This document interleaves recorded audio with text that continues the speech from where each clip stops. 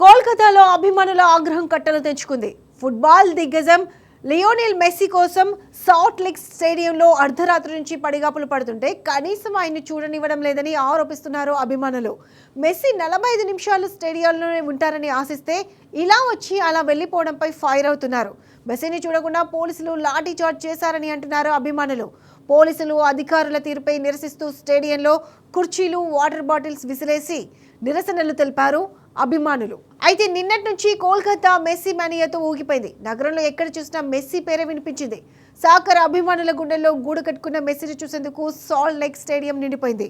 78,000 seating సామర్థ్యం ఉన్న స్టేడియానికి లక్షల మంది ఫ్యాన్స్ తరలివచ్చారు. స్టేడియంలో ఆయన 45 నిమిషాలు ఉంటారని మెస్సీని, ఆయన షాట్స్ ను తమ కెమెరాలో ఒడిసి పట్టేందుకు ఊవిలూరారు. కానీ మెస్సీ మాత్రం ఇలా వచ్చి అలా మాయమయ్యాడు. కనీసం అభిమానుల వైపు ఒక చూపు చూడలేదు సరి కదా.